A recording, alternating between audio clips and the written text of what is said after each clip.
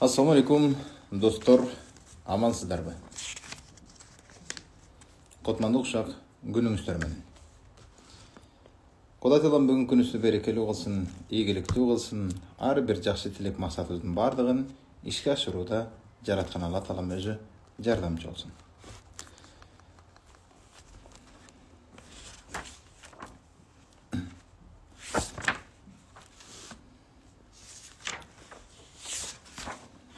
Бүгүн өткөн бир сабакта ата тууралуу баштаган маегибизди улантмакчыбыз. Деги эле коомдогу, үй бүлөдөгү аталардын орду тууралуу маектешип сөзүбүздү улантмакчыбыз.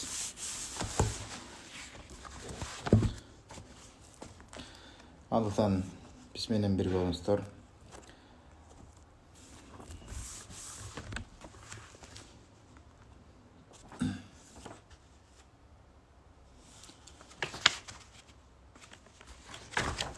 Аталар, ар бир бактылуу үй бүлө эң биринчи билимдүү атага муктаж. Ата билимдүү болсо гана, ата боорукер, мээримдүү, кечиримдүү болсо гана, ошол үй бүлөнүн мүчөлөрү бакытка балкып жашайт. Мына ошондон эң биринчи орунда аталарды адеп ахлактуу болууга, илимдүү болууга, сабырдуу, кечиримдүү, боорукер болууга чакырам. Урматтуу аталар, үйлөнгөндөн кийин аялынын кемчилигин издеп, аялга өчөшүп, аялга таарынган аталар абдан көппүз.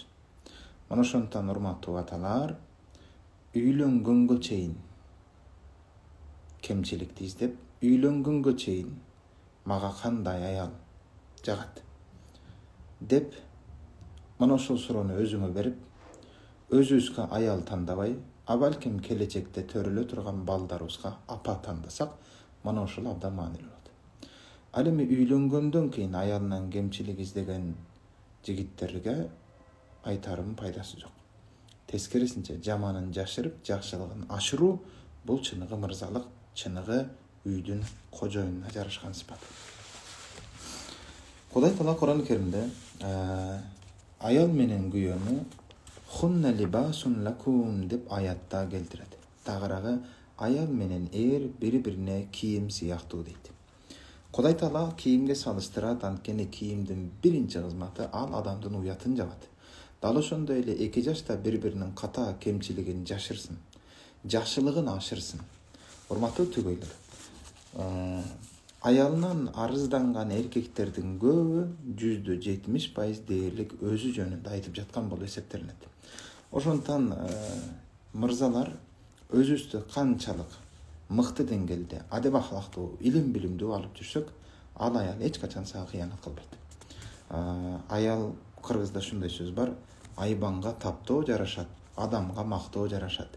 Ошондон өз жубайыңарга, келинчегиңерге, зайыбыңарга жакшы бир мактоо сөздөрдү, алкоо сөздөрдү айтып турсаңыздар, алар жүгүрүп, желип кызматыңарды кылып жүрө берет. Ошондон достор, келиңиздер, мен бүгүнкү теманы мыкты ата болом десеңиз деген бир темада экинчи бир темабызды улантабыз.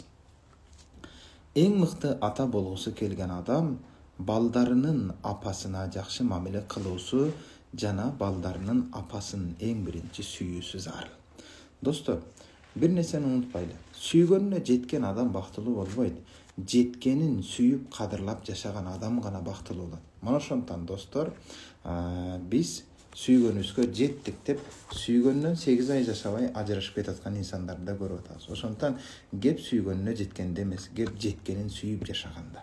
Мына эскиден аталарыбызды, бабаларыбызды карагыла, алар бири-бирин сүйгөндө, көргөндө эмес, ата-энеси кел, мына досумдун кызы бар экен, же паланчанын досунун баласы бар экен, мына ошо менен сени болуп койдум, ошого күйөөгө чыгасың же ошого үйлөнөсүң десе, ата-энесине кулак салып болуптур деп үйлөнүп, айтор эми аманатка кыянат кылбайын деп, экөө бири-бирин кадырлап, сыйлап, сүйүп жашап аткан канчалаган үй бүлөлөр бар. Мына ошондон достор, унутпагыла, эч качан сүйгөнүнө жеткен адам бактылуу болбойт, тескерисинче жеткенин сүйүп жашаган адам гана бактылуу болот. Муну унутпасак. Демек Кудай Таала Кур'ан-ы Керимде эскерткен аяттан биринчи сабак кийимге окшотту түгөйлөрдү Кийим адамдын уятын жапкандай, аял менен эркек да бири-биринин кемчилигин жаап, жамандыгын жашырып, жакшылыгын ашырыш керек. Кийимдин кийинки кызматы адамга сулуулук берет. Кийим сизге жарашып тургандай эле, аял күйөөсүнө, күйөөсү аялына жарашып туруш керек. Бул да өтө маанилүү. Ал эми кийимдин кийинки кызматы адамды ысыктан жана сууктан сактагандай эле, аял эркек да бири-бирин жакшы жаман күндөрдө бири-бирин сактап, бири-бирин бартап жүрүшү керек. Демек, мыкты ата болгусу келген адам балдарынын апасына жакшына мамиле кылууну жана балдарынын апасын сүйүүнү унутпасын эң биринчи орунда. Себеби үй бүлөдөгү ата менен эненин ортосундагы мамиленин негизинде бала тарбиясынын пайдубалы жатат. Кээ бир апалар мага суроо берип калат, балам тарынчак эмне кылайын дейт. Кээ бир балдар бар, тарынчак тултуюп калат, мына ушундай характерге ээ болгон балдар бар. Билесиздерби, ал эмнеден? Кайсы бир деңгээлде 70-80% баладагы тарынчактык сыпат ал атадан өтөт. Биз аталар тарынчакпыз. Мына ушундай аялыбызга тарынып, мен тамак жебейм же башка деп туруп кетип калат, сүйлөп ана жерге жатып алат. Аялына өчөшкөндө балдарына бар нары жатчы деп туруп орой мамиле кылат. Натыйжада ушул тарынуу деген бир сыпат, мүнөз кайсы бир деңгээлде көбүрөгү атадан өтүп калат. Мына ошондон аталарды эң биринчи орунда үй бүлөдө тарынбоого чакырам. Болор болбос нерсеге өчөшүп урушпоого чакырам. Эч качан бир тостополоң чыгарбагыла. Айрыкча аталар балдарыңардын көз алдынча бири-бириңер менен урушуп тартышпагыла. Анткени ушул аялы менен балдарынын көз алдынча урушкан ата-энелер ар бир бала апасына жакын болот, унутпагыла. Апасына аяп карайт, апасына боор ачып карайт. Ар бир бала апа деп ыйлайт, эне деп ыйлайт. Ошондон аталар миң күчтүү болуп аялыбызга кордук көрсөткөн менен балдарыбыз белгилүү бир деңгээлде чоңойгондон кийин жүрөгүндө, акылында атам менен апамды көп кыйнаган деген түшүнчө мээсинде калып калат. Мына ошондон балдарыңардын көз алдынча алардын апасын көп уят кылып, шерменде кылып, же болбосо ошо балдарыңардын апасын көп кыйнабагыла, ыйлатпагыла. Баланын мүнөзү калыптанып келе жаткан учурда бардык кулук мүнөздү ата-энеден алат. Себеби үй ичиндеги ар бир мамиле, үй бүлө мүчөлөрүнүн ар бир кадамы жаш өспүрүмдүн келечектеги мүнөзү пайда кылат.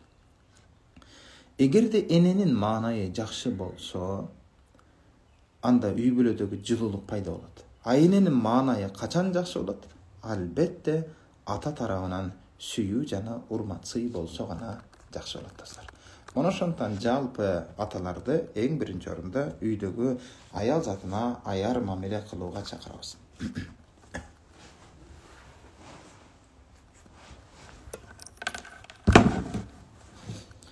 Улантам. Ушул маселеге ылайык өз тажрыйбабыздан күбө болгон бир окуяны айта кетели. Эки биринчи класстын окуучулары сүйлөшүп баратат. Биринчи окуучу кечинде атам менен апам урушту деп айтты. Эмне болду эле? Деп капалуу карады экинчи окуучу. Апам машинаны сатып жер үй куралы деди. Атам болсо макул болбоду. Алар көпкө чейин тартышып, аягында атам апама кол көтөрдү деди. Экинчи окуучу эч нерсе деген жок. Аны карап ойлуу баратты. Бир азга капалана түшкөн биринчи окуучу кайрадан сөзүн улады. Чын эле, машинаны сатып чоң жер үй курганыбыз жакшы болмок да, туурабы? Азырынча жөө жүрмөкпүз, бирок жакшы үйүбүз болуп калмак деди. Бул жерде үй бүлөдөгү бир күн мурда болгон тартышууну эртең мененден түшкө чейин сабакка ойлонуп, үйгө баратып да ошол маселени ойлонуп тынчсызданган балага күбө болдук. Чынында биринчи класстагы баланын милдети машинаны сатып, үй куруу туурабы, туура эмеспи, буну анализдөө, бул эмес.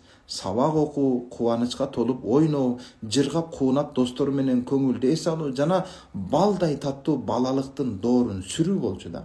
А биз балдарыбыздын бала кезинен башына акча, дүйнө проблемаларды өзүбүздүн түйшүгүбүздү балдарга кошуп жүктөп салып атабыз. Бир күн бала бакчага бардым. Бала бакчадагы окуучуларга кандай демалдың, жакшы келдиңби деп эжекеси суроо берсе, бакчадагы бала кечээ атам менен апам урушту деп жооп берип атат. Унутпагыла, урматтуу ата-энелер, балдардын көз алдынча урушуп талашууну, тартышууну токтотолу. Баланын көзүнчө талашып тартышып, эмнеге кол көтөрүп, баягы энесине кол көтөрүп жаткан ата келечекте маселени күчкө салып, зомбулук менен чечүүгө аракет кылган өзүндөй бала тарбиялап жатканын унутпасын. Айрыкча бүгүн үйлөнүп алып, аялына кол көтөрүп аткан эркектер билсин атасынын кылганын кайталап аттыр деп коет кайсы бир деңгээлде. Анткени баланын кылган бүтүндөй терс мамилеси ал атадан калыптанып келет. Ал эми күйөөсүнө кайсар мамиле кылып, күйөөсүн кыйнап аткан аял дагы өзүнүн энесинин кайсы бир деңгээлде күзгүсүн көрсөтүп атат. Анткени куш уясында көргөнүн жасайт. Ошондуктан үйлөнгөн түгөйлөрдө эркек киши кылып аткан ката атанын тарбиясынын жыйынтыгын көрсөтүп турат, кыз бала кылып аткан ката апанын тарбиясынын жыйынтыгын көрсөтүп турат. Мына ошондуктан достор, демек бала сүйүүнү, бала менен мамиле курууну, чечкиндүүлүктү, кичипейилдикти, кечиримдүүлүктү, аял затына туура мамиле жасоону, мырзалык коргоо сезимдерин жана башка ушул сыяктуу бүтүндөй үй бүлөдөгү сапаттын бардыгын бала ата энесинин өзүнүн атасынан үйрөнөт. Ошондуктан эне үй бүлөдөгү мээримдүүлүктүн, жылуулуктун негизин түзүп турса, ал жылуулук ар дайым сакталып туруусу үчүн ата балдарынын апасын татыктуу сүйүп, колдоо көрсөтүп, апасын аярлап турушу керек достор. Мындан улам урматтуу аталар, аялды жедирип ичириш, кийинтириш, ооруп калса ден соолугун караш, аны багыш бул эркектин вазифасына кирет. Эгерде мырзалар аялдарды алгандан кийин ооруп калса аны каратып, мен сени дабалатып атамбы, мен сени жедирип атамбы деп аны милдет кылбагыла. Анткени бул ансыз деле үй бүлөдөгү эркек кишинин вазифасы. Мына ошол нерсени унутпагыла. Ошол эле учурда, урматтуу эркектер, балдарыбызга татыктуу ата боло алсак, анан үйлөнөлү. Бекерден бекер аялды бала төрөтүп, аны менен баласы менен кошо таштап кетип калбагыла. Аманатка кыянат кылбагыла. Айрыкча мынау илгери сахабалардын доорунда кыз төрөлүп калса, тирүүлөй көмүп салган коом эле. Пайгамбарыбыз алейхиссалам келип 23 жылда тирүүлөй кызын көмгөн инсандарды эмне деген бийик даражага чыгардырды. Тарбия Алланын жардамы менен. Мындан улам достор, азыр ошол маалда тирүүлөй кыздарын көмгөн болсо, азыр көп аталар бар, өздөрүнүн балдарын тирүүлөй жетим кылып таштап кетип калып атат. Кабар да албайт, карап да койбойт, ушундай бир кыйнаган мыкачы залым мырзалар көбөйүп бараткансыйт. Албетте аялдардын кемчилиги да абдан көп, ал тема өзүнчө бир каралат.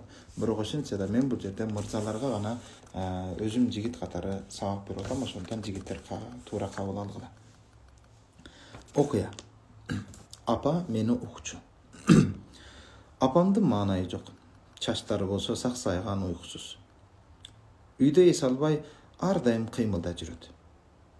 Ийине телефонун такап алып, бирөө менен кечке сүйлөшүп аткан. Апа, курсагым ачты. Кое турчу бир аз. Бир мезгилде кургак бышкан макаронду алдыма койду да, "Же", деди. Апа, караңызчы, кандай сүрөт тарттым мен. Жакшы экен. Апам мени мурдагыдай самындап жуунтпай калды. Мени кучактабай калды. Өтө ызаланып ыйладым. Бирок эмне үчүн ыйлап жатасың деп сурап да койгон жок. Өзүнүн бөлмөсүнөн үнүн катуу чыгарып, "Бөлмөңдү жыйна!" деген сыяктуу сөздөр менен кайрылат. Апа, мектептен жаман баа алып калдым. Маанайым жок. Жакшы даярданбасаң ошондой болот да. Апа, тизеңизге жөлөнүп уктайынчы. Менин ишим бар, бош эмесин. Анан. Апа, ичим ооруп атат. Мен сага эмне? Калың кийин деп айткан элем го. Бирок булардын баарын апа болгонумдан кийин түшүнүп отурам. Апам көрсө бактысыз болгон экен. Ар дайым атамдын көңүл буруусун каалайт экен. Атам апама көңүл бурбаган үчүн, апамдын дайым маанайы жок үчүн бизге ушундай мамиле кылган экен. Достор, аталар бул жерде сабак алгыла. Эне байкуш эмне кылсын? Ичиндеги стресс, негативди кайсы бир жерде чыгара албай, айла жок баласына бакырып калат. Урматтуу аталар, өз үйүңөргө эшигиңерди ачып кирип аткан кезде сыртта ким болсоң ким бол, директор бол, депутат бол, ким болсоң бол. Бирок эшигиңден үйүңдүн ичине кирип аткан кезде ошол үйгө бир ата болуп киргиле. Ата деген аялынын коргоочусу болот, колдоочусу болот. Ата деген уул балдарынын биринчи баатыры болот. Ата деген кыз балдарынын биринчи сүйгөнү болот. Мына ошондуктан аталар татыктуу болот. Бүгүн ар бир үй бүлө мүчөңүздүн маанайына бир көз чаптырыңыздар. Ар бир үй бүлө жубайыңыз менен балдарыңыздын мамилесин байкаңыз. Жана аларды кандайдыр бир жакшылык менен кубантууга аракет кылыңыз. Аталар, кечинде жумуштан келген кезде жүргүлө эшикке чыгып басып келебиз. Же бир паркка чыгып чуркап келебиз деп атайын бир чуркаш үчүн кана үй бүлө мүчөңүздү кроссовкаларын кийгизип, аялыңызды жетелеп, бала чакаңызды жетелеп бир сыртка паркка чуркап көрдүңүзбү? Качан акыр жолу кылып көрдүңүз? Жүргүлө деп. Биз үй бүлөбүз менен тамак ашка апардык, башка кылдык, билем базар жок. Бирок кандай болгон тагыда балдарыңыз менен бирге мындай бир акылга кирбеген бир сюрприздерди жасап турган мырзалар. Бул абдан маанилүү. Үй бүлөңүздү алып чыгып чуркатсаңыз, үй бүлөңүздү алып чыгып паркка сейилдетсеңиз, тоонун тетиги бир машина менен бараткан кезде шаардын сыртындагы кичинекей жапыс тоолорду көрсөтүп, жүргүлө тетиги тоосунун бийигине чыгып келебиз деп, балдарың менен бир жетелеп маектешип барып келсеңер, канчалаган адамдын оюндагы негатив стресстердин бардыгы чыгып кетет. Көрдүңүздөрбү? Мына ошондуктан жигиттер бүгүнкү тапшырма мына ошол нерсени аткаралы. Келиңиздер, үй бүлө мүчөлөрү менен биргеликте бир сейилдеп сыртка чыгып басып келгиле. Керек болсочу телефондорду өчүрүп таштап коюп, үй бүлө мүчөлөрү бири-бири менен маектешип чыгып барып келгиле. Биз эмне кылып атабыз? Сыртка чыксак дагы, көчөгө барсак да, кафеге барсак да, каерге барсак да үй бүлө менен барабыз. Балаңды жайып кое бересиң да, кайра телефон чукуп отурасың, үйдө да телефон чукуп отурасың, көчөдө да, машинада да, бүт жерде телефон менен отурабыз. Урматтуу ата-энелер, телефон таштап коюп, балдарга менен баарлашкыла. Балдар болсо өзүнчө телефон менен бир үйдө жашаган 5 үй бүлө мүчөсү, ата өзүнчө телефон телевизор менен, апа өзүнчө кухняда телефон телевизор сериалы менен, балдар өзүнчө телефон мультик өзүнүн кинолору менен, мындайча айтканда бир үйдө жашаган 5 үй бүлө мүчөсү, 5 түрдүү ой пикир, 5 түрдүү кыял жоругу, 5 түрдүү каалоо максаты, керек болсо бир үйдө жашаган 5 түрдүү диний ишеними бар. Ата апа мусулманмы дейт, бирок намаз окубайт. Балдары болсо анау телефон менен көрүнгөн террорист, феминизм, баягындай өзүмдүн денем, өзүм билем, мына ушинтип отуруп, баягындай жаман агымдарга телефон менен кирип кеткен. Мына ошондуктан үй бүлө мүчөлөрү, ата-энелер бирге баарлашууну, бирге маектешүүнү үйрөнөлү. Бул абдан керек маанилүү. Тереңирашып билдирем достор. Анча-мынча комментарийлерге карап отурам. Салам бергендер бар экен. Ва алейкум ассалам. Саламдарыңызга алейк алайын. Жакшы каалоо тилек айткандар бар экен. Жакшы каалоо тилектериңиздерге Алла таалам кабыл кылсын. Жана ошондой жакшы тилектерди сиздерге да кайтарсын. Ал эми жаман каалоо тилек айткандар барына жараткан Кудай таалам бекем ыйман берсин, жакшы туура түшүнчө берсин. Жаман пикириңизди туураласын иншалла. Мына ушундай. Ал эми сабагыбыздын жыйынтыгында мен ушу Барпы Алыкуловдун ырларынан комузга терип ырдап берейин.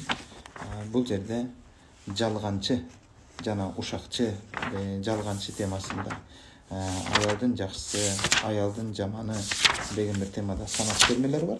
Мына ушул термени анда жалганчы деген термени аткарып берейин.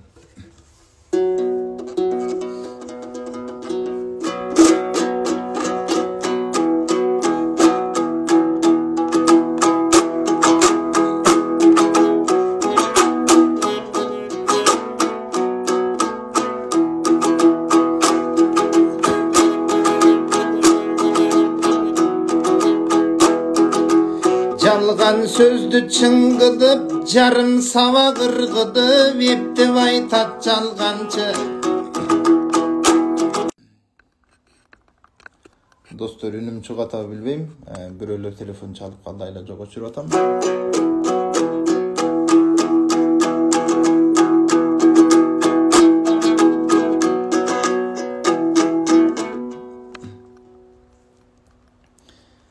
Bismillah.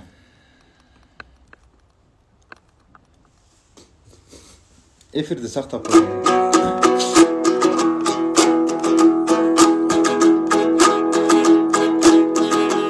Жалған сөзді чыңғыдып, жарым сабақ ырғыдып, ептеп айтат жалғаншы.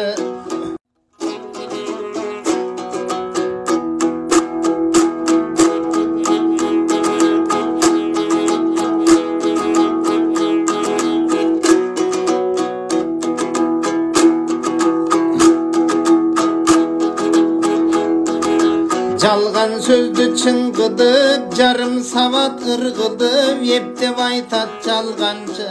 Қаяшаң айтқан момынды, жектеп айтат жалғаншы. Қалан күнің үйіңі, келемін дейт жалғаншы. Сұрағаның нақтылып, беремін дейт жалғаншы. Уда сөк болым деп, қынап сөйлейт жалғаншы. Bir sözünün 10 sözlüğün ulap söyleyip çalgançı. Jigin taap alsam dep sınap söyleyip çalgançı. Çalgançının canı yok, ırağında kanı yok. Göptürüp söyle ozunu, adam sınat arı yok. Jakının bolup jagınıp, çalgandap kuyruk karmatat. Ötkürgünü barsınıp, canın jep saga jarmaşat. Gündün ondun uvada орындатпайт сөзүнү, жамак садып жалгандан да мактап коет өзүнү. Кам базарда калбайтып, алас деп мактайт көзүнү. Анда санда ар кимге кыскан болуп көзүнү. Карындаш болгон кишине калп сөзү менен күйгүзөт. Күндөн 3 убак азгырып, ариптигин билгизет. Өрдөгүн өргөн учуруп, тууган канада тийгизет. Бүтүрөм барын өзүң деп, жалган айтып жайсаңдайт. Бүтүрдүңбү деп калса, жооратпай кайсаңдайт. Өлүмтүк тапса таладан, улактан адып келдим дейт. Ал жерге түшкөн сорунду көпчүлүккө бердим дейт. Мартбекемин кадайыт, өзүң баадап көргүн дейт. Тартышканын жеңдим дейт, эңишкенин эңдим дейт. Салпайтып сүйрөп жыйында, сазайын колго бердим дейт. Арыгат минсе семиздейт, мен болдум элдин эгиздейт. Байлыгым бар далай деп, жумшаганым малай деп. Чакчыгай болуп чакылдайт, бабырган болуп бакылдайт. Ашынам жүздөн ашат деп, үйүмдө мейман жатат деп. Эчкидей болуп эбирейт, эл журтка барып жебирейт. Жалганчы жандын душманы, жалынган менен ишенбе. Жанашып койсоң бир жолу, койчу кол бутун канат ишенбе.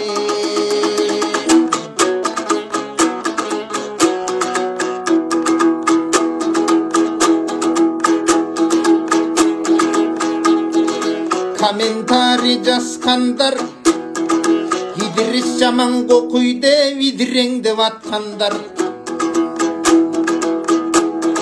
Чыңдыкты канаң айтам деп чырылдашып аткандар. Бирине бири бакырып, жон койсоң уламасылып ырылдашып аткандар.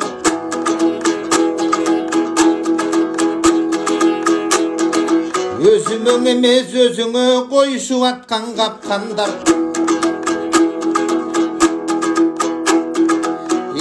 Тилдерим бүгүн тие албай, акыл эсин жие албай. Бирөөгө коюп сынтагы өздөрүн бирок биле албай. Атаңдын көрү дүнүйө эмне болуп баратат. Кайдагы кепти жазышып, көрүнгөн жок каратат. Ырылдашып жон койсоң, ыдырысты талашат. Жагыңды жап дебем, деңгээлиң ошол болгон соң. Ит үрсө мага көчөдөн теңелип иттең аф дебем. Деңгээлиң ошол болгон соң, ошондон бойдон кала бер. Деңгээлиңе кир бийикпиң, алдыны көздөй бара бер. Теңелип эмне кыласың, бул жерге мудан турасың. Алды көздөй кетсеңчи, кыйын болсоң ого куй, максатыңа жетсеңчи. Кыйын болсоң келе бер, өзүң дагы ушинтип, башкаларды жетелеп, сабагыңды бере бер. Теңелип мендей тентеке, эмне кылып турасың, таңгадан мынан эркекке. Эркек деп кимдир айталат, катын бос болуп кайдагы ушак айтып мынаке. Майдалыгың байкалат, баатыр болуп турасың. Комментарий жазбадып, диванда жатып чалкалап. Коомго кылган ишиң жок, артыңда баскан изиң жок. Атаңдын көрү дүнүйө, таанып койгон же болбосо сыйлап аткан кишиң жок. Андан көрө кой, өзүңдүн өзүң биле бер. Өзгөгө мени теңебей, өзүңдөн эмгек кыле бер.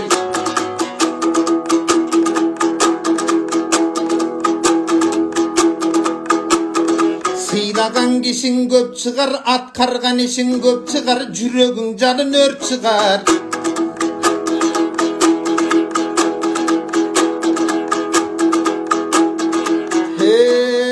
Алтыны мага-магам бол, жамандабай ар кимди жараткан сүйгөн адам бол.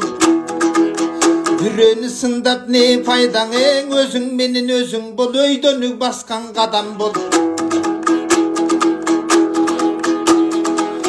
Чындыктың айтсам ыргыдып, көңүлүңдөн асең, өң түсүңдөн аспагын. Senin barakçana girip alıp, sezimingdi girdedip, sögünüp sözüm jaspадым. Özüңdü bil damından soň eň açılgan jolgo bismillah kadamыңдың attagın. Çakırbadım men seni, gelip alıp bul jaka, karaçı kadır barkım tepsede. Çakırılbagan жердесиң, çakırılbas жерлерге çakırılbaganдар келбесин. Çakırılbagan жерге sen барып алсаң өзүңө, шыпырылбаган жер болот, кулаксан менин сөзүңө. Çakırılgan жерлерден эч качанда калбагын, çakırılбас жерлерге чыркырап алып барбагын.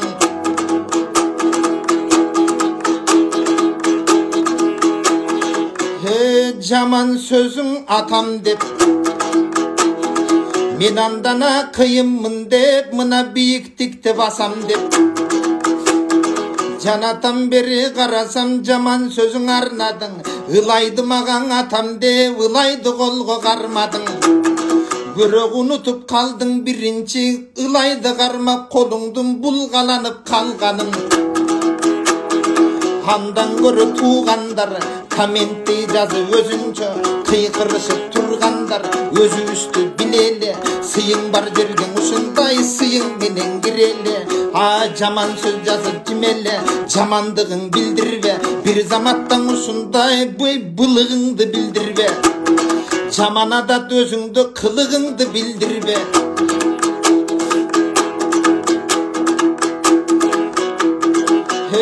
Oyçu sözüm koşboyun, uşunu menen toktoyun, aşıkça көңүл bölgüm жок. Сабагымда жакшылар келе берсин, чын айтсам жамандарды көргүм жок. Барпың атам кеп айтат, билесиңер бинен айтат, жаман сөзүн жазгандар жалпыңаң айткым кел айтат. Kavar alsam adamdan, kavar alsam zamandan. Adam çıkpay taybandan, bürok ayban çıkat adamdan. Dadosonun sınarı, varpının gebin uğada. Adam bolup gelgen soň Allah ömür bergen soň andan adam boydon turadı. Razımın rahmat, jakşılar ketpesin bizden rahtap. Jaman oylu bolgondur, jakşың oygo tolsa eken. Emi jaman bolgon pikiringdi jaratkan jakşılıka joyso eken.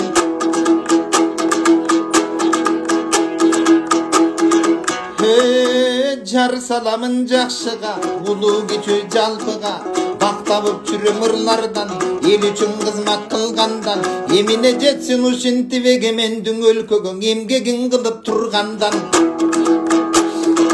Uaktınça bul savak uşintip gana berilet. Savakta mına kes-keste komustаңырлар terilet. Jakındatıp turayın telefondu koldunu, eldin gönüm burayın ulu kiçüň arasın. Tögürdap bergenden kuvanasın kalasın. Elden en ırın uğup jırgasın, İdris tökme balasın. Uaktınca bolsa vak, erten köpkö girbey kalganda, çirkin sagınıp da kalasın.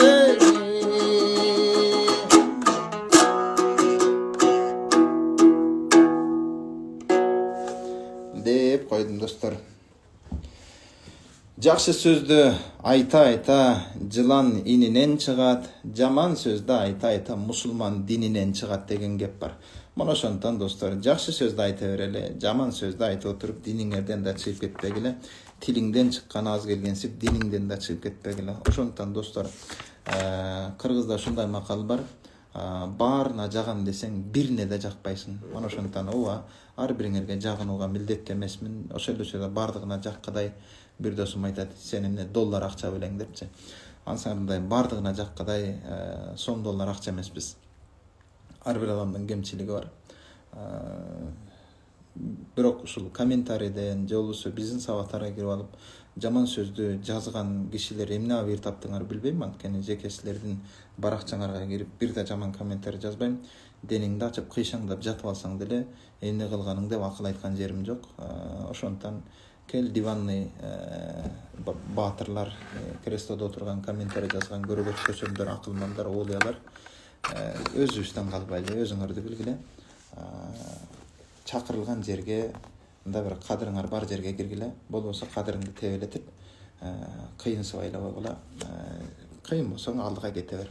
Биздиге окшогон мындай жагымсыз сабактарга кирип алып, убактыңды коротпо, андан көрө бар алдыга кете бергиле. Достор, мен силерге окуп берген сабак бул Сумая Асанова эжекебиздин Жамгыр китеп басмаканасынан чыккан китеби, Кечикпечи ата деген китеби. Мына ошол китепти окуп берип атам. Бул китепти келинчегим белек кылган болчу. Мына ушуну окуп бердим атайын. Бүгүн экинчи темасын окуп бердим. Алдыда дагы буюрса үчүнчү темаларын окуп беребиз, насип кылса. Ошондон келиңиздер, мүмкүн болушунча пайда алалы, мүмкүн болушунча ийгилик жараталы. Сен мындайсың деп бирөөгө сын таккандар, алгач өзүбүз дагы коом үчүн пайдалуу ишти кыла берели. Ийгилик каалайм. Оорубаңыздар. Жана суранарым, бизге көп дуа кылып туруңуздар. Барыңыздарды жакшы көрөбүз. Сабагыбыздын пайдасы тийип аткан болсо, бир гана суранарыбыз, дуа кылып койгула. Үй бүлөлөр бактылуу болсун, чымчыктын уясында бузулбасын. Анан жашоого бир келип кетебиз. Өмүр бир келет, бир кетет, достор. Мына мен жанатан колдонуп аткан салфетка одноразовый. Мына ушул муну бир жолу колдоносуң, ыргытасың. Дал ошондой эле өмүр дагы одноразовый. Бир жолу жашайсың, ушу менен кетесиң. Ошондон бир жолу келип кеткен өмүрдө көрүнгөнгө сын тагып, көрүнгөндү жамандап, көрүнгөнгө өчөшүп, көрүнгөнгө таарынып жүрө бербегиле. Жоңгой деди, бир силкинип ташай бер. Таарыныч бул оор жүк. Аны жүрөгүңдө көтөрүп жүдөбө. Жаман ой бул ичиңдеги мите куртка окшош. Ал алгач сени жеп, түгөтүп, өлтүрүп, анан сыртка чыгат. Ошондон бирөөлөрдү жаман ойлоп отургандар, билип кой, ичиңде мите куртуң бар, өзүңдү өзүң гана жеп өлтүрүп атасың. Ошондон бирөөлөрдү жаман ойлогонду, бирөөлөргө жамандык каалаганды токтотуп, бир желкеңерден силкинип, жаман ойдун баарын таштап, өткөн иштин баарын унутуп, өткөн ишке тобо кылып, анан алдыңарга алгалаңыздар. Ал эми төкмөлүктөн төгүп берген китептин аты бул Ыйман жарчылары деп Ыйман фонду тарабынан чыгарылган китеп. Ушул жерде ушу төкмө акындардын төгүп өткөн ырлары бар. Ana ошол ырлардан тери ырдап бердим. Андан ары өзүм төгүп ырдап бердим. Комментарийлерди карап көрүп ырдап бердим. Мына ушундай. Чоң рахмат достор. Терең ыраазычылык билдирем. Эфирди сактап коюңуз дейт. Макул, сактап коеюн. Пайдасы тийсе кубанам. Болгону жаман жакка колдонбоңуздар. Мени ушул папарация деген нерсе кыйнайт. Мисалы үчүн бир тема айтасың, теманын ичинен жаман сөздү таап алат, же бир туура эмес өзүнө жакпаган сөздү таап алат. Ошо менен папарация кылып, элдин атын, наамын булгашып, бири-бирине шермендеп видеолор жөнөтүп отурушу керек. Мына ушундай кылбаңыздар. Китептерди, китеп магазиндерден алсаңыздар болот. Бишкекте, Ошто жана Жалал Абадта бүт эле областтарда китептер бар. Болбосо ар бир китеп магазиндердин Instagram баракчалары бар. Ошол жактан кирип китептерди издеп көрсөңүздөр болот. Бүгүн ресторанга кирип 500 сомго тамак алып жейсиз, бирок 500 сомду китеп албайсыз да. Күндө тамак ичкенге, жеген тамагыңызга кетирген акча үчүн бир да кыжалат болбойсуз, бирок китепке кетирген акча үчүн кыжалат болобуз кээ бир учурда. Мына ошондон китеп алууну, китеп окууну көбүрөөк үгүттөйм баарыңыздарга. китеп окуңуз. Анткени китеп башыңызда болгон бүтүндөй жаман ой пикир, стресс, негативдин баарын чыгарууга жардам берет. Чыныгы дос китеп, достор. Анткени китеп чаң басып калса да таарынбайт, арчып коюп окуй бересиз. Жерге түшүп кетсе да таарынбайт, жыртылып кетсе да сизге өчөчпөйт. Кайра скотчтоп, кайра алып окусаңыз жараша берет. Мына ошондон китеп окуңуздар, достор. Ата-энелерге үй бүлөлүк китептерди, бала тарбиясы тууралуу китептерди сунуштайм көбүрөөк. Ал эми балдарга болсо өнөр кесип багытында, мисалы үчүн багбанчылык, же болбосо бышырыктар болсун, же болбосо айтайлы бир өнөр кесипти үйрөткөнгө багытталган китептер да бар. Мына ошондой китептерди окууну сунуштайм. Ошондо абдан жакшы болот. Биздин мектеп балдары көркөм кыргыз адабиятындагы чыгармаларды окууну сунуштайм. Кыргыз эл жомокторун, Эртөштүк, Семетей, Сейтек, Манастарыбызды окууну сунуштайм. Бирок тилекке каршы мектеп окуучуларыбыз деле азыртадан баштап эле жанагындай мотивациялык же болбосо материалдык багыттагы китептерди окуп баштады. Бунун өзү кайсы бир деңгээлде туура эмес. Как быстро разбогатеть, как стать бедным или богатым, бедная мама, богатый папа, билбейм, ишкылса байлыкка багытталган китептерди эле капаланба, кайгырба, ушундай сыяктуу эле китептерди балдарыбыз окуй баштады. Мунун өзү туура эмес. Ошондон балдар көркөм адабият, жомок, ушундай сыяктуу китептерди окуса жакшы болот, достор. Замат деле мындай бир чоңдор окуй турган китептерди жаш балдар окуп баштады. Бул туура эмес. Мына ошондон китеп окуңуздар. Мисалы үчүн балдар макал лакат китептерди окусун, балдар жомок китептерди окусун, балдар ушундай бир кыргыз адабияттарын окуса абдан жакшы болот. Ата-энелер деле балдарыңарга жомок окуп бериңиздер. Жомоктон көп пайда алабыз, ата-энелердин өздөрү. Ата-энелердин окуй турган китебин балдар окуп баштады, бул туура эмес. Ата-энелер окуш керек булардын баардыгын. Анан көбүрөөк балдар менен баарлашалы, маектешели. Мана ошондой жакшы болот, достор. Мотивациялык китептер эмне үчүн туура эмес дегендерге, капаланба, кайгырба деген китеп. Балдарыбыз бала кезинде балалык доорду сүйсүн, жана балалык аруу таза сезим менен балалык кыялдарын орундатууга түрткү боло турган китептерди окусун. Замат деле жанагындай бир байлык дүйнөны эрте кууп алып атабыз, эрте ушундай бир нерселерди баштап коюп атабыз. Ошондон гана туура эмес. Кыргыз адабиятын, көркөм адабиятты, эң сонун поэзияны, лириканы түшүндүргөн чыгармаларды окубай туруп, заматта материалдык кызыкчылыкка кирип кетип атат. Ошонун өзү туура эмес. Ошон үчүн байлыктын аркасынан кууп, байлыкты сүйүп, байлыкка багынып, байлыкка ушундай малынып, байлыкка жарынып кетип атабыз. Ошондон эң чоң байлык адеп ахлак, эң чоң байлык илим билимдин өзү экендигин түшүнбөй калатабыз. Мына ошону туура түшүнүңүздөр. Бүгүн медресеге бүтүрүү кечесине бардым. Балдардын баардыгында эң биринчи орунда устаздарына окшошкон кичпейилдик, жөнөкөйлүк, мына ушуну байкадык. Ошол эле учурда балдардын келечекке болгон баягындай бир үмүт оту көзүндө жанып турганын байкап отурабыз. Буюрса, кең келечек каалайбыз. Бүгүн да кызмат кылып келдик, иншалла. Тема кандай? Тема бүгүн ата тууралуу болду. Эфирде сактап коем азыр бир аздан. Ошол эфирдин башын көрсөңүздөр болот, достор. Хайтус Сахаба деген китепти окуган жакшы дейт. Диний китептерди окурдан мурда сиздерге сунушум Кыргызстан мусулмандар муфтияттын печатына, муфтияттын көзөмөлүнөн өткөн китептер болсо окуңуздар. Анан ар түрдүү диний багыттагы бир автордун, бир инсандын кызыкчылыгы менен чыгарган китептерди окурдан мурда сөзсүз түрдө аалымдардан, устаздардан кеңеш сурап анан окуңуздар. Болбосо сразу эле диний китеп экен деп эле алып окуй бербегиле. Анткени кээ бир диний китептер бар, атайын ичинде кээ бир туура эмес маалымат, туура эмес сүйлөм, мына ошонун айынан бүтүндөй тагдырыңыз талкаланып кетпесин.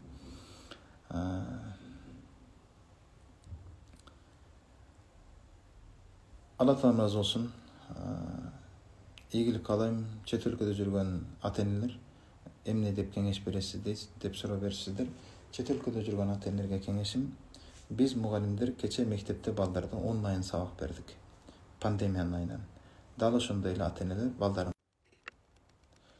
Урматтуу ата-энелер, балдарыңыздарга онлайн тарбия бериңиздер, жакшы болот. Мисалы үчүн WhatsApp'тан чалып, балам бүгүн кандай болду? Балам бүгүн эмне иш кылып атасың? Балам муну кыл, азаматсың деп ушундай бир балдарыңарга Балам, сен ушундай болушуң үчүн кең келечек каалап, аз калды иштеп атам балам, буюрса жакында барат. Ага чейин сен момундай кылып туруп макулбу деп балдарыңарга тез сүйлөшүп, онлайн тарбияны берип тургула. Биз онлайн билим үйрөткөндөй, сиздер онлайн тарбия бериңиздер. Мына ушундай жасоолу.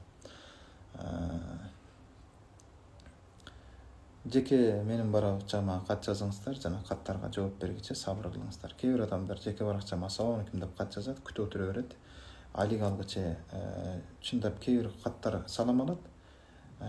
Айлык алып жооп берсем, ассалам алейкум дейт. Ва алейкум ассалам десем, кандай анан дейт. Жакшы десем, таныдыңбы дейт. Ушинтип майдаланып отура берет. Ошондон эмне үчүн кат жазып атасыз, максатыңыз эмне? Ошону заматта түшүндүрүңүз. Анан ошого жараша күтүңүз. Анткени абдан көп каттар келет. Барына жооп берип жетишпейм. Эгерде жооп келбей калса, анда кайрадан дагы бир эскертип кат жазасыз. Ага мен сизге ушундай суроо бердим эле. Анан ушул жооп келбесе заматта сөгүнүп жазгандар бар. Жооп келбеди анда урматсаңыз менен өзүңүз китептен, илимден изилдеп, же болбосо муфтият алымдар кеңешине барып ошондой изилдеп кете бериңиздер. Мен да сыйлаган агаларыма Instagram аркылуу кат жазам. Жооп келбесе өчөшпөйм, таарынбайм, капа болбойм, демек убакыты бошобой калыптыр деп коюп, кийин жолукканда ошону түз өзүнөн сурап алам, болбосо кайра башка бирөөдөн сурап уланта берем. Ошондон бул нерсени туура түшүнгүлө. Өчөшүп, таарынып, жаман сөгүнүп керек жок. Ассалам алейкум, Алла сизден разы болсун. Чоң рахмат. Сиз библиотекага барасызбы? Китеп окуган дейт. Китепканаларга, китеп магазиндерге барам. Библиотекага тез бара бербейм. Анткени библиотекада мен издеген китептер, бүте эски китептер гана калып калды. Мен издеген ушу эски маалыматтарды издегенде гана барам. Бөтөн кезде көбүрөөк китеп магазиндерге барам. Бүгүн Элбирмек Дурайым аттуу балдарымдын туулган күнү, дуа кылып термеден белек болсо жакшы болот эле. Ассалам алейкум, суроо берсем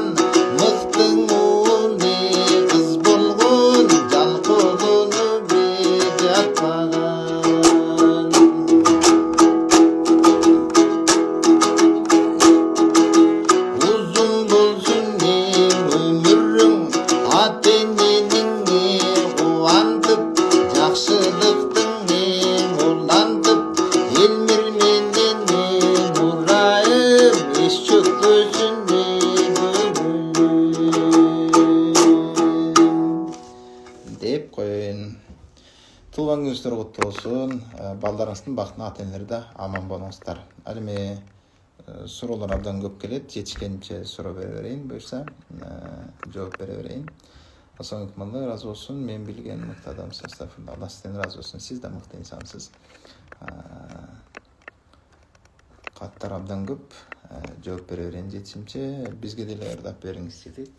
Айтырган кызыбыз турмушка чыкты. Германияга бир кызыбыз кетип атат. Машалла.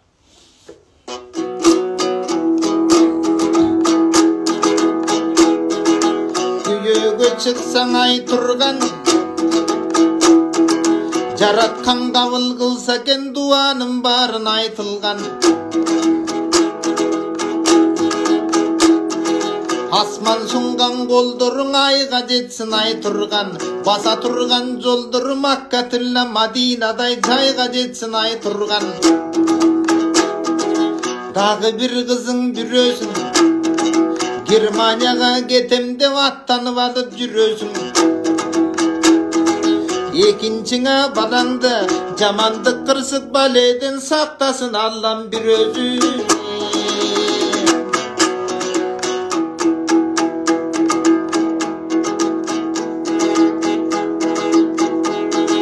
Kattar gitti batırap.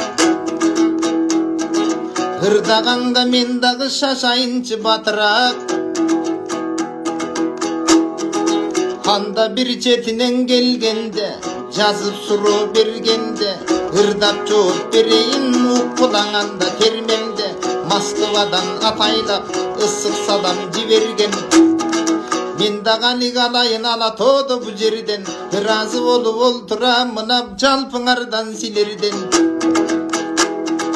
Aruzat menem bekzatta, Allah Taala koldosun, jamandığı bol bosun. Жақшылар жүнүп жанашып, жанында периштелер коргосун.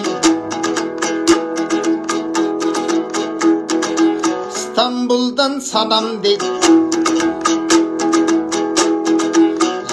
Salam bergen kişige, tökmök akın ırırdap, töküp ırdap kadam deyt. Жақшылыкты каадаган, İstanbul'dan salam devidir iste yakındın ırdağanım bağdagan. Türkiye'den ört oldu, Allah özü saktasın, iki gözüm tört oldu. Silerdi de buyursa, jaratkanım koldosun, siler жүрgön yerlerde jamandık degen bolbosun.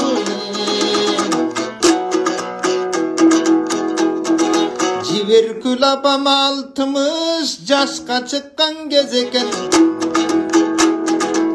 Vakit degen görgülüň uşunday uçu ötçü tezeken. Kutlu bolsun apabız 60 degen emine, 70'ti yaşaňyz, 70'ti togutboy, bir oğunu jolotboy, 80'den daňaşyňyz, 80'den görü ömürün, 90'dy görsün başyňyz. Toktovustan buyursa, 100'gö dağı geliniz, enem 100'gö çıkkanda dağı kavar veriniz. Nasip kılsın ılayım, enem 100'gö çıkkanda da uşintip töküp durayım.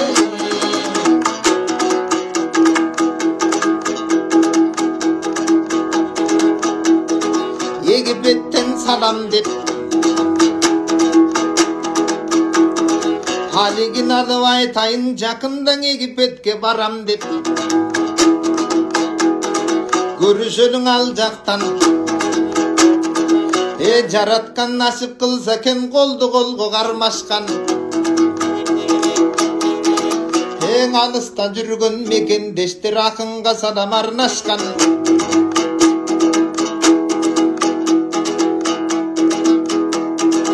Kamçıbek menen datkayım,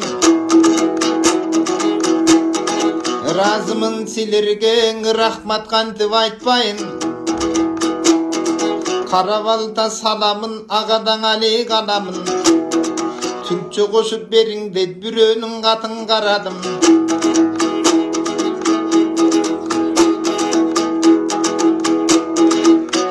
Koşkun menen ne fayda, bir da türkün jok eken.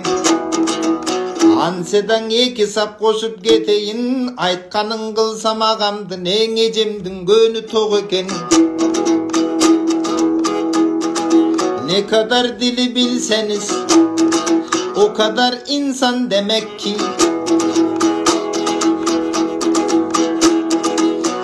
O kadar insan olalım,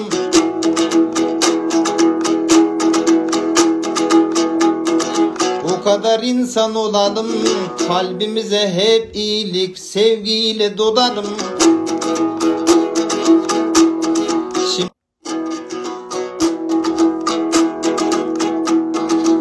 İngilizce yapsanız diye geldi bir mesaj, şu aşağıya baksanız.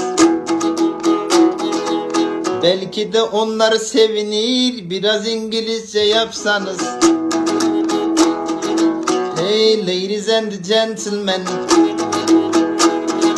I am doing what you ask. I am improvising in English because you are asking this for me must.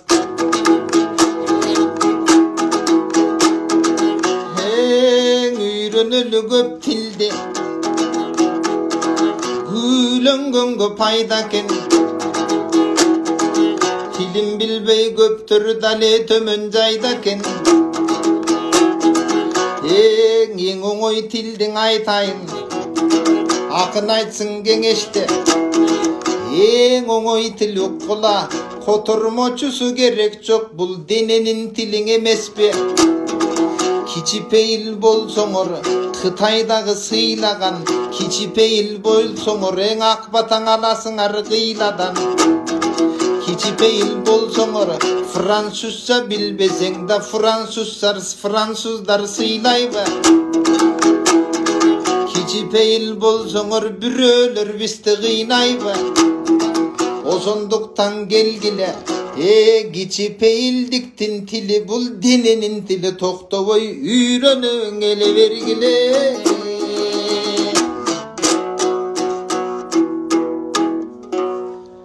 Мына ушундай достор, канча тил билсең бил, бирок эң жөнөкөй тил дененин тили, кичипейилдик тил. Мына ушул кичипейилдиктин тилин билбесең, анда көп жерден сокко жейсиң. Ошондон кичипейил бололу. Кытайдын тилин билбесең да кичипейил болсоң, кытайлар сыйлайт. Орустун тилин билбесең да кичипейил бол, орустар сени сыйлай берет. Демек, эң оңой тил, эң жөнөкөй тил, котормочу талап кылынбаган тил бул дененин тили, кичипейил жөнөкөйлүктүн тили. Мына ошондон канчалык кичипейил жөнөкөй болсок, ошончолук өсөрүбүз, башкалардан алдыга өтөрүбүз анык. Ай, сагынычыбыз Кыргызстанга болгон бир аз да тарайтышты дейт. Чоң рахмат. Сансыбай эртең сиңдимдин туулган күнү дейт. Тутап коесузбу? Атым Мадина дейт. Жетишкенге аракет кылайын.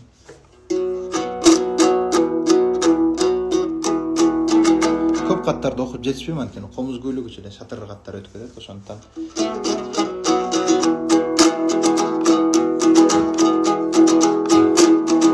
Мадина, сени мактайын. Туылган күнүң куттуктап, кантим сөзүм таппайын.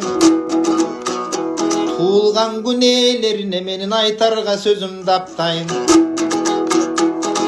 Айта турган сөзүм бар, акындардан өзүм бар. Эң улуу күчү барыңар, мага кулак салыңар. Туылган күн ээлери жаныма жакын келгиле. Туылган күнүң болсо кер, башкадан белек күтпөстөн, сени төрөп өстүргөн ата энеңең ардактап белегиңерди бергиле.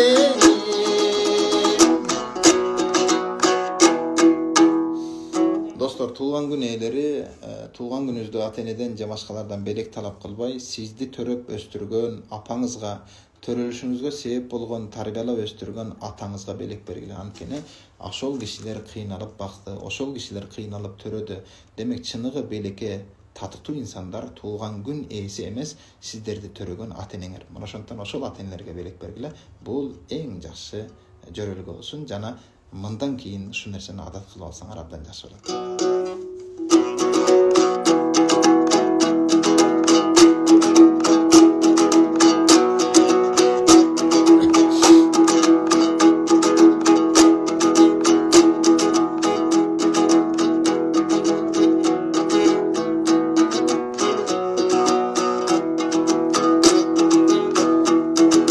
Жерге талдан жалпыңа, ала тоо кыргыз калкыма, саламын айтып тургандар. Тагдырдын болуп буйругу Тажикстан тарапта, турмуш жашоо кылгандар. Саламга алик алайын. Пандемия жок болуп, көңүлүбүз ток болуп, аман болгон замандан эң алдыңарга барайын. Адаңгы чаң аман бол, Алла сүйгөн адам бол, ошол жерге тарлык агайын.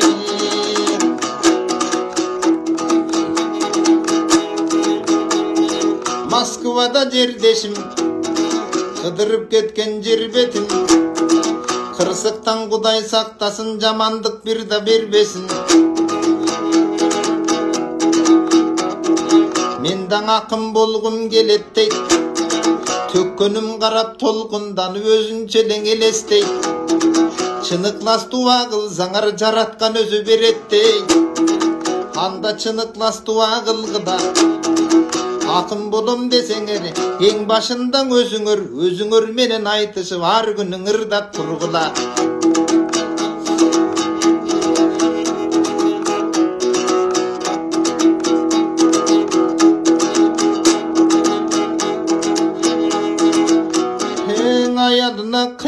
kıyanat kılgandarga ırda deyt. Türülöy suurup жүрөгүңdү turgandarga ırda deyt. Ayalı turup göngülüm başkalarga eşçirkine burgandarga ırda deyt.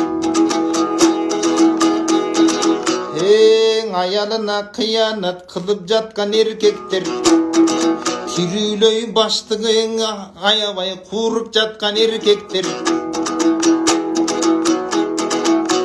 Kulağın ardı salgıda,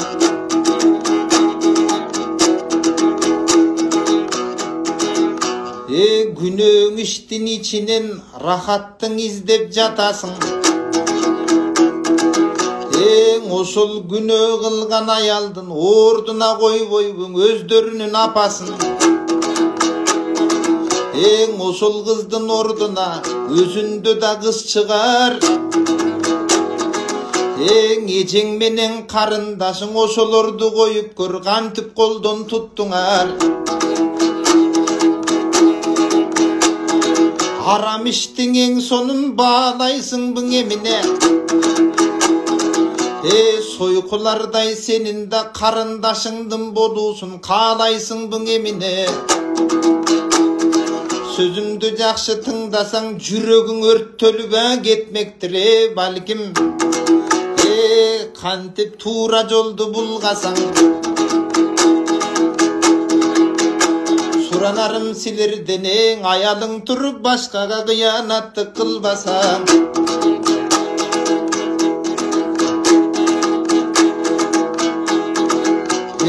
Oşol aramga bergen akçaňdy ayalyňarga berseňer, aramga bergen göňüldü ayalyňardyň ardaktap mamile kılıp gelseňer, oşonun baryn ayalyň altese kılıp berbeybe. Bir oz aytkan sözüňdü makul dep seniň urmattap atyňdyň aytpay tergeybi. Taňgalam geden erkekler aya aramdyň emden oydoybu. Aramga kılgan işlerdiň ayalyňa kılsaňar barına soop bolboybu.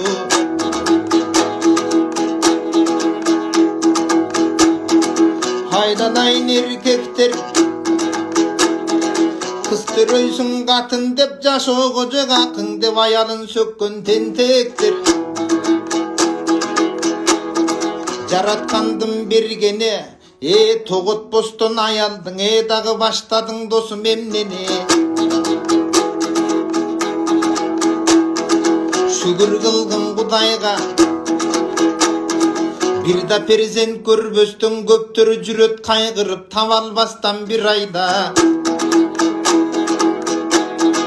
Perizenti berse Kudayım, ömür menen ıymanın bakytly rızkysyn surayın.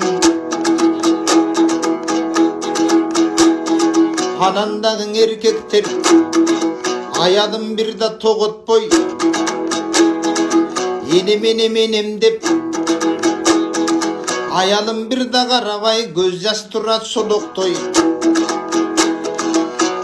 Bala degen belde dep, katın degen joldo dep ayalyn urup sökkündür. Ayalyn kıyna kordoşup apası jakan ötköndür. Kulağın ardı salgıda, adilettүүлük kandayın ayt berem aldı da. Ovaň ene kımbat barınan, bürök enesin karab ayalyn sökköndürgö tarınan. Amdan okşoştuktuň aytayın, ayal menen apaňar, ekösü teň seni bir kuwattagan jölөгön. Birösü seni törögön, birösü baldarın töröp aldeyle vak beşike bölögön. Ekösü teň apaken, eneni goldo ayaldı sökkönüň demek kataken. Kata demek özüňdöy, ayalyň menen apaň bul senin eki gözüňdöy. Bir gözüňdü bir gözüň ekönün eki bölböýsüň. Je birösün jaman dep birösün sögüp gömböýsüň. Bürösün jaman dep anan kaydağı kepti baştaysın. On gözüm gerek, sol gözüm gerek emes dep büröңdü julu ırgıtıp taştabay. Eki gözdü jaktaysın. Dadosonun sыңарыңанда kebim ugadı. Hayalın seni törөгөн, baldarыңды караган. Ayalın demek senin de çoğun kızmatına jaragan. Hayalına sıylasın dep aytkım kelet aradan. Apaң da senin özüңdü töröp mınaң apa dep ukkanda senin sözüңdü. Kuvanıp жүргөн apa bul, jakşılıkты жалбарып суранып жүргөн apa bul. Aylanayın erkekler, iki ayaldın ortosun. Köpürö olup turguda, ekөөsүнөң erinbey birdey көңүl burguda. Apaңды da sıylagın, ayalыңды da sıylagın. Erkekmin desең eç kaçan ayalың te urbagın. Hazır erkekler köbek çirkin, üylönüşüp turuşat. Üylөнгөн soň ayalın jaman görüp ar günü süйлөнüşüp turuşat. Көз жашыңды көбүртүп көптүрөмүн деп жүрөт. Муун тубадып аялын өлтүрөмүн деп жүрөт. Дал ошондой кылбасак жакшылары көп, бирок жакшы эркекке жанашып алардын сөзүн тыңдасак. Ал эмең аялдарга айтарым, үйүңдөң эгер нур болсоң, аялдар эгер нур болсоң, эркектер саган эшикке кул болуп иштеп бербейби? Тапканын баарын чогултуп үйүнөң алып келбейби?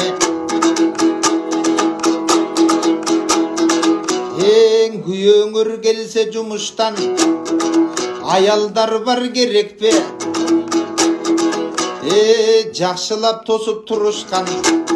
Бирок андай аялдар кеттиң азайып, күйөөсүн сыйлап урматтаганды көптөр бирок унуткан. Баягыдан аксакал борондо сыртта калыптыр. Үшүп турса калтырап, аны бирөөсү көрүп алыптыр. Таң калып түшүнбөй жанына жакын барыптыр. Жанына жакын кел айтат, аксакал, борондо сизге эмне бар? Үйүңүзгө кириңиз, түшүнбөдүм деп айтат. Ошондон аксакал да сүйлөптүр. Билесиңер менен айтат. Балам, эшиктеги борондон үйдөгү борон токтоосуз катуу болду, кире албай коркуп жүрөм деп айтат. Дал ошонун аялдар, тыңдагыла билгиле. Жакшы аял дегене кубантырат күйөөсүн, кубантырат атаң энене.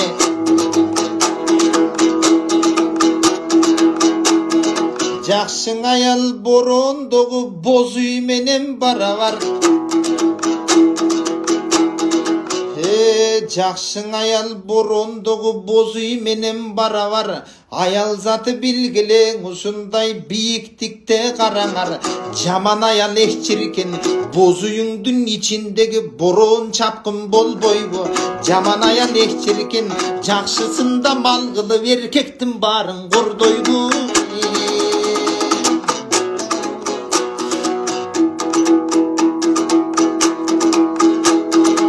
Андан аял заты бар болсун, эркектер да бар болсун.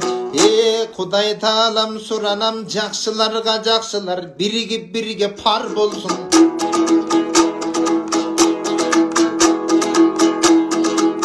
Анда каттардын эми карайын. Акем кырсыктап калды деп катын жасты бир агайын. Дартты берген Кудайым, давасын берсин ылайым. Садака берип койгула, баленин барын буйурса бата менен жойгула. Ар бир иштин артында жакшылыктар мол чыгат. Demek sabır kılsın buyursan albetten iyilikке yol çıkar.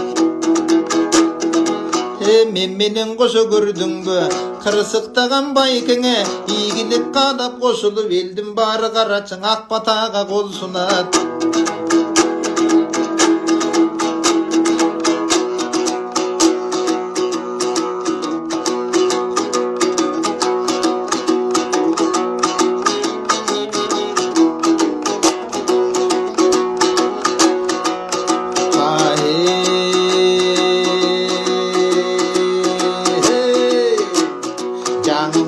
Salgın dep aytkanımdın algın dep bir agabız suranat андай bolsоң аткарам мына шундай силерге кубанычты сатсалам аткарайын анда бер байкебиз да кубанат.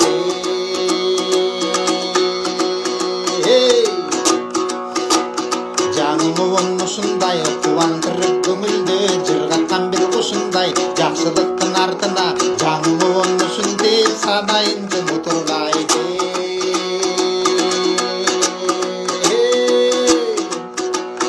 Kuvanalı gülölü, kapalanbay tuğanlar şattanalı жүрөлü. Efirimden görgündür, maga göngül bölgündür. Yüzgü çeyin düküldü, işte tursun жүрөгү.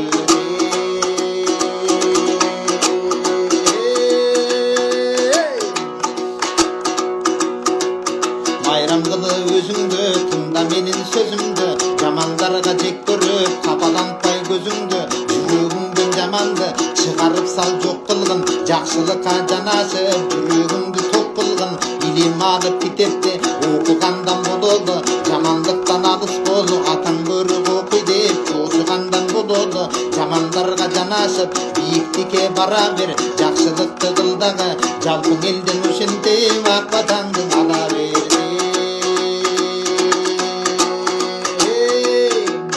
Апам менің аябай қуанып тұр көріп тұр.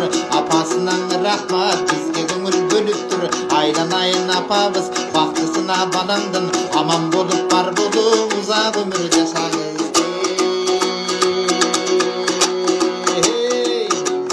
Уыл үйлі қыз беріп неберені жұттаңыз. Жақсы нефір көріңіз, жақсы болса çıkпаңыз. Жаман нефір барбаңыз, жақсылықтың үйренімді телефонды қармаңыз.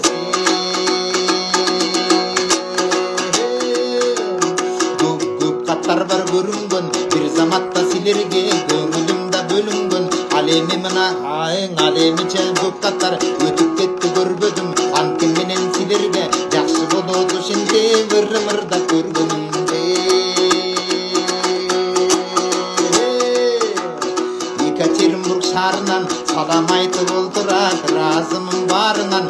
Алыстагы жүргөндөр алысыңа барышып ырыскысын алышып алыс өмүр сүргөндөр.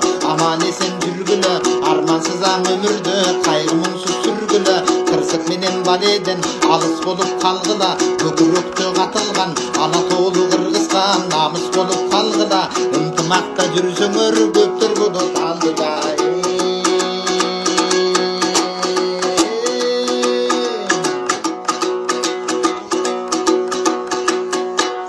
Дейле токтотойн. Бұл эми жаңы кайрык жаңы мындай бир мажордук мотив менен мындай бир уктагандарды мындай бир ойготсок, бир эй деп мындай бир шан шөкөт жагымдуу бир маанай тартууласак деген бир оом болчу. Кандай болгон тагдырда да ырыбызда ушул салам берген, кат жазгандардын баарына терең ыраазычылык билдирем. Сурангандардын баарына көптөрүн катын окуй албай калдым. Анткени менен колубуздан келген аракетти жасадык. Ыраазы болуңуздар. Жана ушул бекерден бекер убактыңыздарды коротуп, убактыңыздарды алган болсом кечирим сурайм. Эгерде жок, биз менен бирге болуп жаңыдан келип калгандарга да айтарым. Бүгүн ата тууралуу, аталардын орду тууралуу, аталарга кеп кеңеш бердик. Жана бул эфирди мүмкүн болушунча эркек мырзалар көрүңүздөр. Жана үйлөнгөнгө чейинки бойдок жигиттердин бардыгын көбүрөөк ата болууга даярдангыла. Кыздарга эргетет, эр багалат. Эркектер илимдүү болбосоңор силерди ким катын баксынбы, аял баксынбы? Ошондон муну туура түшүнгүлө. Эркектер азыртадан бойдок эркектер айрыкча кыз балдарга окшоп кыйшаңдап бийлебегиле. Кыз балдарга окшоп кыздардын көйнөгүн кийип, кыздардын паригин тагып, кыздарга окшоп кылыктанбагыла. Бул кыздарды жамандаш эмес. Кыздар кылса болот, эркек болбойт. Муну эркектер кылбасын деген сөз болот. Керек болсо кыз бала болуп эркекке, эркек болуп кыз балага окшошкондорго наалат айткан пайгамбарыбыз. Ошондон жок, мен баары бир кыз балага окшой берем дегиси келгендер, кыз балдарга окшогусу келгендер, анда Айсулуу Тыныбековага окшошкула. Окшошкулачы баргыла. Мына чемпионатка кеткен греко-римскийде мына мейрим кыздарыңыздар кетти. Окшошкула, ошо кызга окшошкула. Чыккыла, чемпион болуп Кыргызстандын желегин желбиреткиле. Болбосо жөн эле эркектей эле жүргүлө. Жана бойдок эркектер көбүрөөк илим алып, өзүңөрдүн бир ата болгонго даярдангыла. Илим алгыла, жана эртең үй бүлөнүн, аял бала чаканын бардыгынын жоопкерчилиги желкебизде бар. Мырзалар, мына ушундай бир илим алалы, өзүбүздү ата болгонго, мекендин, элдин, жердин жүгүн көтөргөнгө даярданалы. Аратылам ыраазы болсун. Чоң рахмат, ийгилик каалайм. Ушу менен эфирди токтоттум. Жакшылыктарда көрүшөлү, жана дуа кылып туруңуздар көбүнчө. Дуаңыздарга муктажбыз. Аман туруңуздар достор.